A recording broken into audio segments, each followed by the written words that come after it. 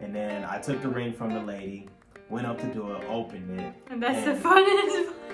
I tell you what, I had a whole speech planned out. I thought I knew everything word for word. It was going to be romantic. It was going to be like a movie scene. Welcome back to the LD world. Today we have an interesting story for you guys. Most of you guys already know that yes, we are married. We've been putting husband and wife in the title, been transitioning. You can see our dog. We've been transitioning from boyfriend and girlfriend to husband and wife. And we didn't really let the audience know or anything like that. But today what we're gonna do is we're gonna talk about our engagement story. How it all began, what happened. We're about to go right into it, but you guys know what to do before we start. Go ahead and give this video a thumbs up, smash that subscribe button to join the family, and turn on the notification bell. Let's get right into a little bit of story time of our engagement. You want to be in the video? The engagement story. Where do we begin? I think you should tell them when you decided to propose and where. So I was just kind of tossing around ideas on how I wanted to propose. This was during the year of COVID. This was 2020. So I didn't know when I was gonna do it. Didn't know how I was gonna propose or anything. I had a bunch of different ideas. I had an idea of going back to New York City. Really? There. Yes, we have a picture of us kissing on a rooftop bar. This is news to me. Yeah, looking over the city, and I was like, I'm gonna take her there to propose. But obviously, pandemic hit, couldn't do that. New York City was shut down. Another idea I had, I was like, oh, I'm gonna get her a French bulldog and wrap the ring around the bulldog's neck and it runs up to her. Yes. Had a bunch of ideas. Why did you do any of those? I didn't want a French bulldog. Wasn't even interested in doing that. You can see our other dog here. She was gonna get jealous and the pandemic hit. Couldn't do that. So I came up with ideas back in February 2020.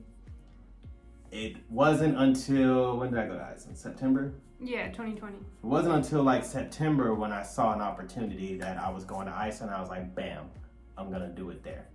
So before we were planning the trip and everything, I made a secret phone call to her parents.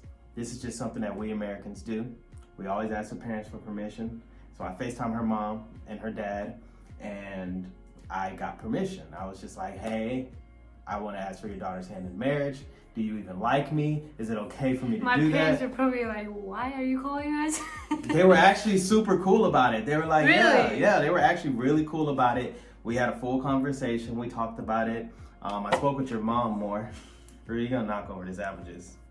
I spoke with your mom more, and they were actually on board. They were like, yeah, do it. We love you. We think that it would be a great idea. We trust you with our daughter. I'm like, they trust me? Okay. She said that. Yeah. I never told you this? No, I didn't even know you called them until recently when you told me. So this is news for you guys. So my parents didn't even tell me that. Yeah. I had a full conversation with them. I was like, make sure you call me. I organized everything through Facebook. I was like, call me when she goes to sleep and all kinds of stuff. If the camera shakes, the dog is just moving around. We were going to, because I wanted to bring Dua back to the US, we were going to get married in Iceland. I was gonna propose and get married and everything all in Iceland. Like her mom and I organized everything. She had all the paperwork there and so on and so forth. But I didn't have cold feet. I just didn't feel like it was the right timing. So I didn't do it. I called it off. I was like, I'm not gonna marry her here in Iceland. I just feel like it's just not the right timing. I feel like it's rushed. I don't want to do a proposal one day and a marriage the next day. It just didn't feel right. So I was like, I'm gonna go down there. I know for sure I want to marry her, but not this trip. I'm gonna go down there and I'm gonna propose. When did you decide that you wanted to propose in the Blue Lagoon? Oh man, I didn't know how I was gonna do it. I didn't know if it was gonna be like a main event with your family. Okay. At like a family dinner. And we tried to organize everything, but again, freaking COVID just kept getting in the way. We couldn't get everybody there. I was quarantined for 14 days. Really? For 5 days or something like that. So we couldn't all get together. So that was plan A. Plan B, I was gonna do it when we were in the cabin just alone, but I was just like, I would have enjoyed that. Yeah, I knew you would have enjoyed it, but I wasn't feeling it. I wasn't feeling it because me, I'm like this soapy. I'm not really romantic, but if I'm gonna do something, I'm gonna do it big. Yeah. So I kept hassling and annoying dude. I was like, we have to go to the Blue Lagoon. We have to go to the Blue Lagoon. We have to go to the Blue Lagoon. Because I was like, it's just gonna be the perfect setup, the perfect way to get it done, and that's where I want to do it. And I never been in the Blue Lagoon. 2 birds, 1 stone. So Yeah. she finally made the call, set up all the reservations and everything. She was like, hey, we're going to the Blue Lagoon. It was like, what, the last day before I was supposed to leave? It was on the Tuesday, yeah. And he was leaving on Wednesday, Yeah. so the day after. So this whole time I just had like, just in case that didn't work out, I had the ring like always on me, ready to go. Really? Yeah, I had a whole speech planned out in my head. We'll talk more about that later. But it actually did work. We went to the Blue Lagoon. Yeah. So we're walking inside the Blue Lagoon, checking everything out, checking the scenery, getting checked in. She goes to her locker room. I fake walk like I'm going up the stairs. One thing before we get to that part, Mm-hmm. that morning on the Tuesday, I was doing my nails. Like, just coincidence. Like, I didn't think anything. I was just doing my nails. Mm-hmm. And my mom was like, she asked me, why are you doing your nails? And I was really? like, who asks that? I was like, I'm just doing my nails. She was like, oh, okay. She might have known. Yeah, I She think might have she known. knew.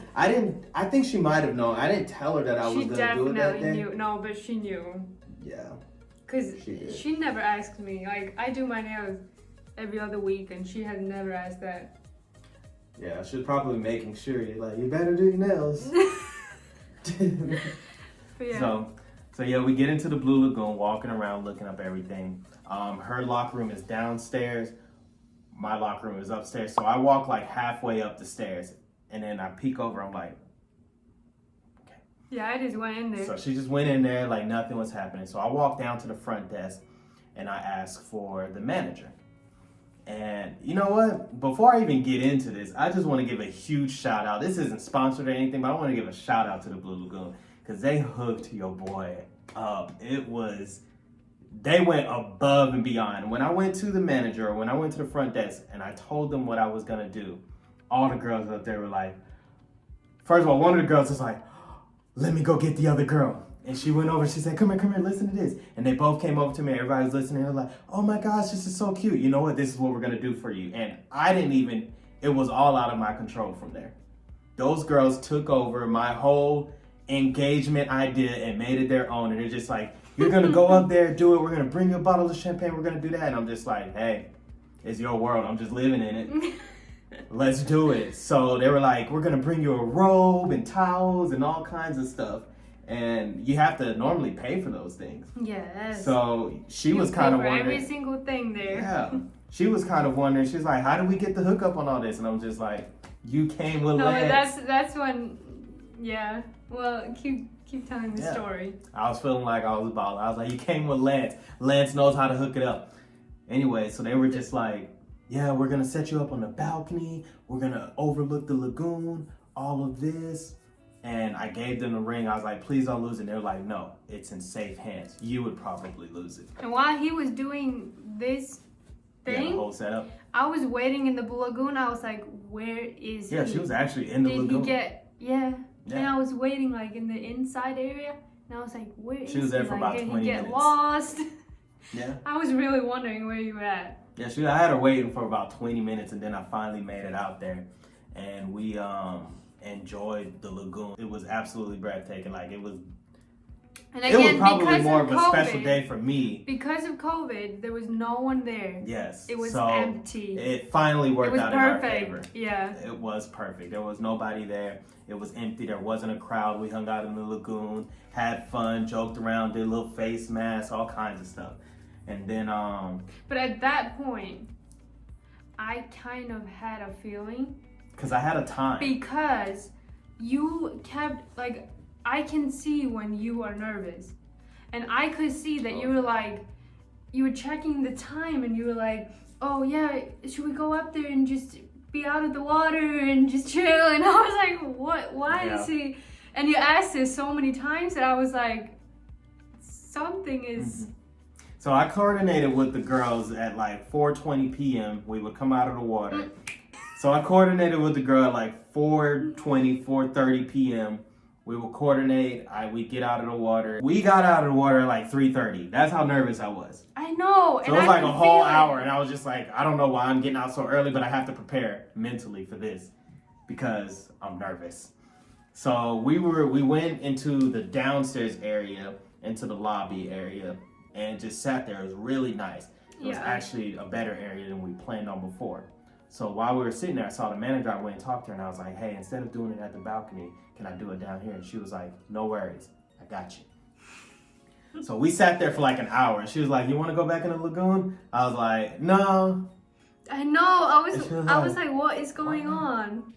Then next thing you know, 30 minutes passes.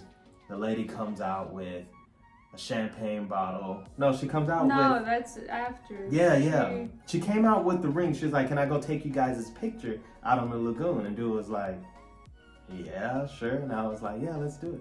That's when I kind of knew. Yeah. So we walk out there. She tells us to stand and she's like, can I take your picture? And then, we took a picture. And then she had a bag in her hand. It was super cool. They put the ring inside of a nice little gift bag. Yeah. It was nice.